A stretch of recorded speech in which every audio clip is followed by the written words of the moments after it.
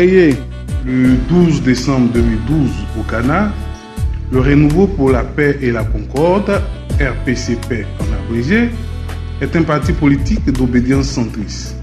Cette véritable seule force politique centriste est présidée par Mme Henriette Lagou, ministre des Affaires sociales et des personnes handicapées en 2002, puis ministre de la Famille, de la Femme et de l'Enfant en 2000. La présidente Lagou est à l'inspection du Trésor et de la comptabilité publique. Membre fondateur du RPCP, Mme Lagou est à l'origine de la création de plusieurs organisations politiques, dont la nouvelle LMP, entendez la Ligue des mouvements pour le progrès, et le Forum des femmes des partis politiques de Côte d'Ivoire, dont elle occupe en ce moment la présidence. Après l'Assemblée générale consultative du RPCP qui s'est tenue au Ghana, le parti a organisé sa première convention nationale les jeudis 15 et vendredi 16 août 2013 à la Fondation Félix Houphouët-Boigny pour la recherche de la paix de Yamoussoukro.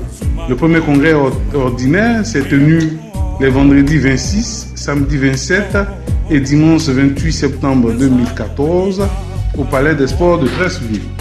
Le parti, au sortir de ces différentes instances, compte à ce jour une organisation féminine, une organisation de la jeunesse et une autre des enseignants. Toutes ces structures sont coordonnées par le secrétariat général en la personne de M. Diallo Ousmane. Grand mobilisateur, celui que l'on nomme affectueusement SG est inspecteur de l'enseignement primaire à Mankono. Né au moment où la Côte d'Ivoire traversait l'une des pires périodes de son histoire, le parti s'est résolument inscrit dans la recherche de la paix à travers le bien-être des populations.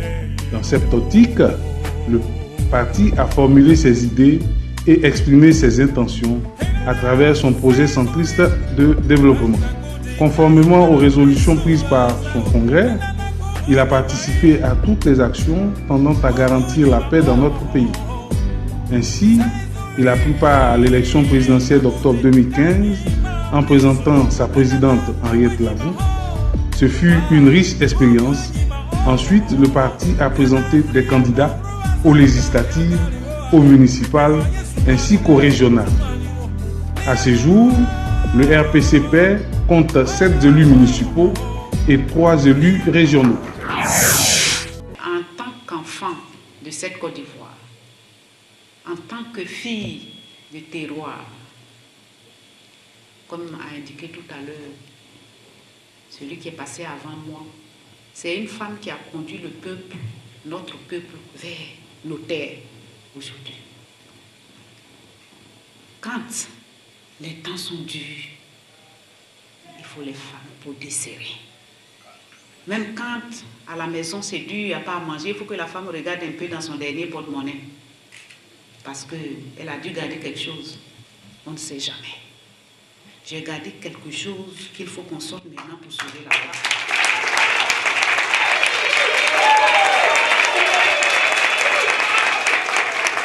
Fidèle à sa ligne de conduite, le RPCP a organisé des cérémonies et activités pour inviter les populations à la paix et à la réconciliation, participer au recensement de la population et de l'habitat, ainsi qu'à l'enrôlement des électeurs sur la liste électorale.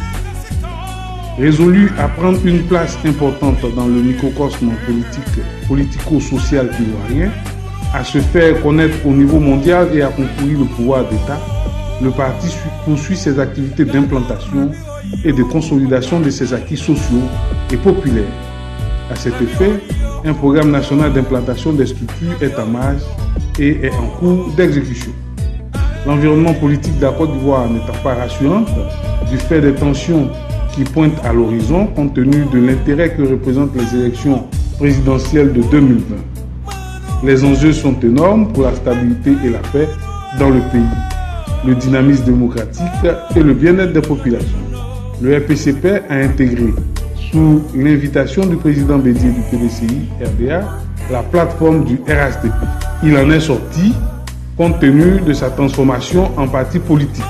Aujourd'hui, le parti prépare les échéances futures et surtout est mobilisé pour son implantation à l'échelle nationale.